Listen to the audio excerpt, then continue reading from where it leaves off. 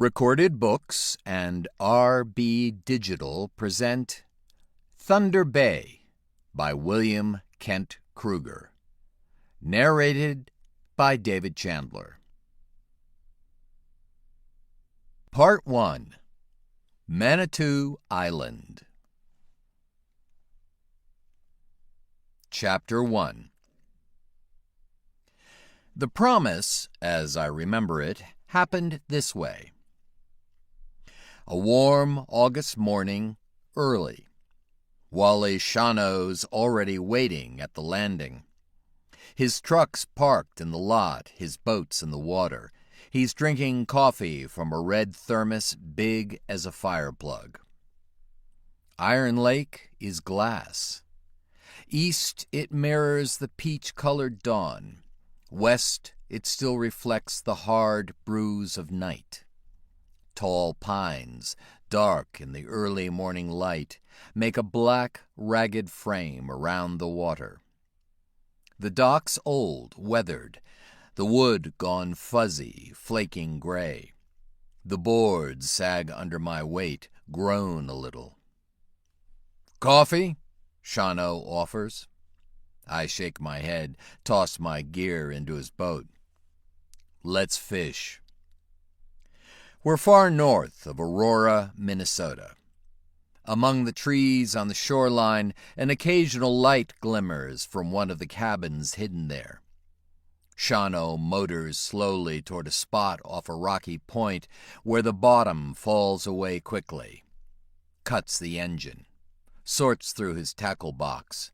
Pulls out a pearl-white minnow flash, a decent clear-water lure for walleye. Clips it on his line. Casts. Me, I choose a smoky twister tail and add a little fish scent. Half a minute after Shawano's, my lure hits the water. August isn't the best time to fish. For one thing, the bugs are awful. Also, the water near the surface is often too warm. The big fish, walleye and bass, dive deep, seeking cooler currents. Unless you use sonar, they can be impossible to locate.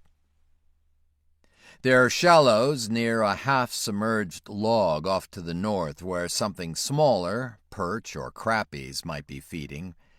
But I've already guessed that fishing isn't what's on Shawano's mind. The afternoon before, he'd come to Sam's place, the burger joint I own on Iron Lake. He'd leaned in the window and asked for a chocolate shake. I couldn't remember the last time Shawano had actually ordered something from me. He stood with a big sweetheart cup in his hand, not sipping from the straw, not saying anything, but not leaving either. His wife, Arletta, had died a few months before. A victim of Alzheimer's, she'd succumbed to a massive stroke. She'd been a fine woman, a teacher. Both my daughters, Jenny and Anne, had passed through her third-grade classroom years before. Loved her. Everybody did. Shawano's children had moved far away to Bethesda, Maryland, and Seattle, Washington. Arletta's death left Wally alone in the house he'd shared with her for over 40 years. He'd begun to hang around Johnny's Pinewood broiler for hours, drinking coffee, talking with the regulars, other men who'd lost wives, jobs, direction. He walked the streets of town and stood staring a long time at window displays. He was well into his 60s, a big man. Shoes specially made from the Red Wing factory, with a strong build, hands like an orangutan. A couple of years before, because of Arletta's illness, he'd retired as sheriff of Tamarack County, which was a job I'd held twice myself. Some men, idle time suits them. Others, it's a death sentence. Wally Shawano looked like a man condemned. When he suggested we go fishing in the morning, I'd said sure.